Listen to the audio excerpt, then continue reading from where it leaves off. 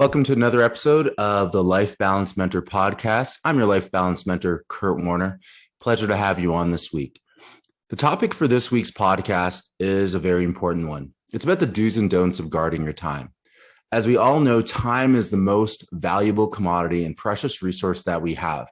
And we all wish that we had more of it, but all of us have a limited amount of it. So in order to take time to achieve a balanced life, it's essential to be mindful of how we spend our time. And I want to provide with you some quick do's and don'ts when it comes to guarding your time. The first thing that we have to do when we're guarding our time is to set boundaries. It's very important to let people know in your life, whether it's friends, family members, employees, employers, and other business owners, that your time is valuable and that you have to protect it. So one of the things this can mean is saying no to meetings, saying no to invitations, or requests that are outside of what you've already planned. This can be a challenge for a lot of people. Now, the reason why it's a challenge is that a lot of us have grown up in cultures or in families or in situations where we want to please other people. One of the things that I know and that many of you have probably heard is that we have to respect ourselves first before respecting others. And the reason that we need to do that is we show up better when we are happier, less stressed, and more fulfilled. So by setting boundaries when it comes to your time, it allows you to control the events that you attend, the meetings that you're a part of, the projects that you take on, and more importantly, it sets those boundaries to allow you to be most productive and to move your business forward. The next thing that we have to do when it comes to guarding our time is to make a schedule. Every day, if you set a schedule of what you're going to do and you can stay on track, it will help you stay more organized. It also prevents you from taking on things that kind of come from left field that may not be high priority as the things that you've already planned out for that day. So it also makes sure that you're taking care of the most important things in your life, in your day, in your business, in your relationships first, prior to taking on those meaningless tasks. Another one, and this works for a lot of people, but may not work for everybody, and that is taking breaks throughout the day. A lot of times we try to go without taking a break. And sometimes, for example, if you're somebody that works in front of a computer or works from home or in an office every day, your mind is continually focused on the task.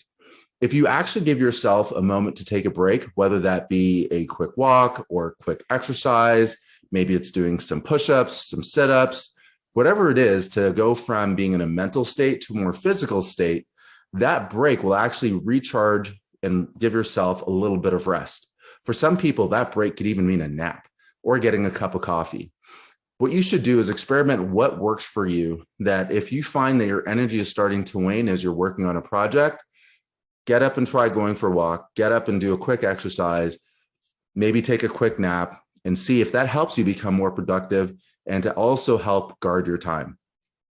Another one that a lot of, especially new entrepreneurs, don't do, and even some seasoned one, we tend to take everything on ourselves.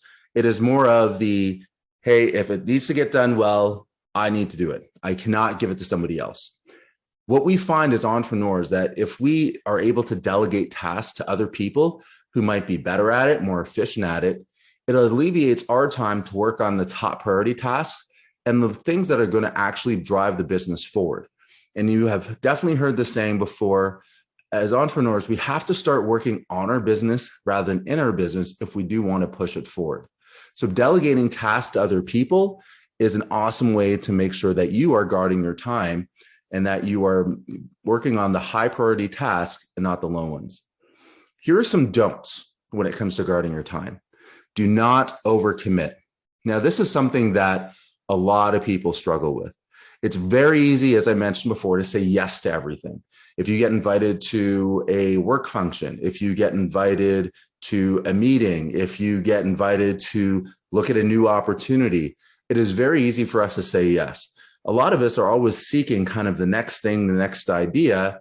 And for some of us, it's getting outside of that daily routine. It's like, okay, well, I've been working on this project, or I've working on this business idea, or I've been working on my social media or my marketing, whatever the case may be, that when this other idea comes up, it's like, yes. Everybody's also heard the analogy that entrepreneurs tend to be like squirrels, where it's like this shiny light syndrome when we're looking all over the place for new ideas. But you have to be mindful of your time and really only commit to things that, one, you can realistically handle, two, are going to help move your life forward in the way that you want. And again, that could be a work-related task.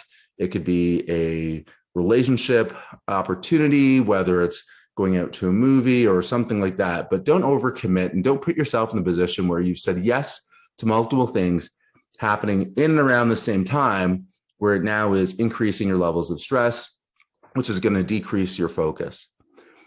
The next one is big. Sorry for laughing, but it's just one that I spoke about recently to a group I was coaching, and it has to do with social media. And the stats show that all of us spend way too much time on social media.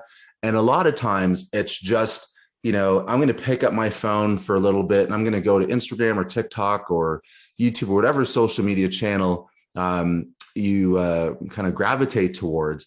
And what you believe is going to be maybe 30 seconds to a minute. Maybe it's checking how a post is doing if you're a business owner, or maybe it's checking on a friend who's just posted something.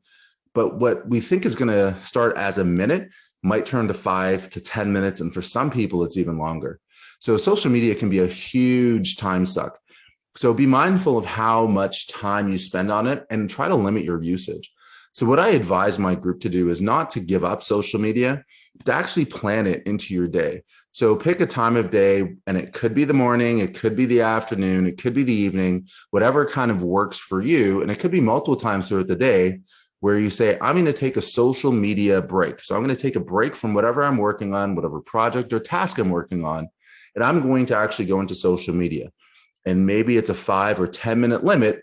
And that way you're not caught throughout the day wasting 5 minutes here, 5 minutes there, 10 minutes here, half an hour there on social media. You've now reduced it to a time frame that allows you to check up on friends, family, follow and see how your own posts are doing from a business standpoint, and then get back on track with what you were doing. Another thing not to do is neglecting your self-care. And self-care means everything from like exercise to sleep to relaxation. All of these things are very important if we are trying to strive for a balanced life. You cannot be an entrepreneur that works, 16 hours a day, 20 hours a day without looking after yourself, because you can do that for a period of time and you're going to end up burning out. The other thing, if you are doing that, you are neglecting things that are essential for life, like sleep, exercise, and relaxation.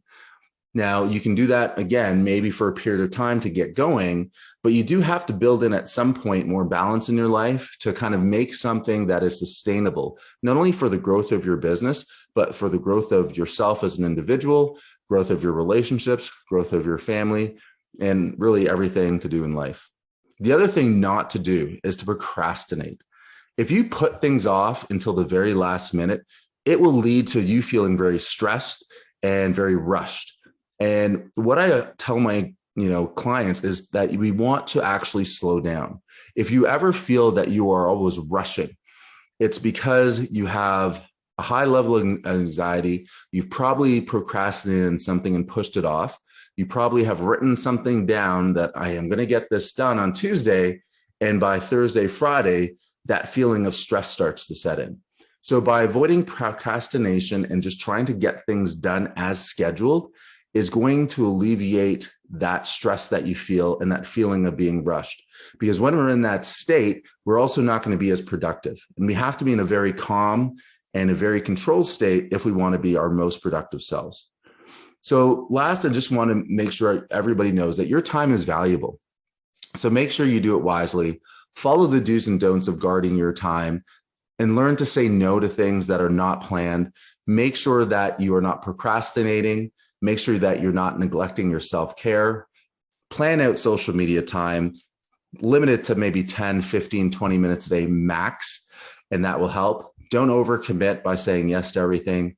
Make sure you delegate tasks. And as always, stay balanced.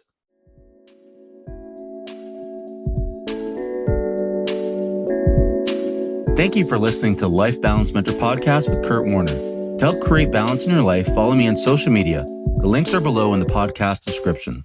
Don't forget to visit the website at lifebalancementor.com. And as always, stay balanced.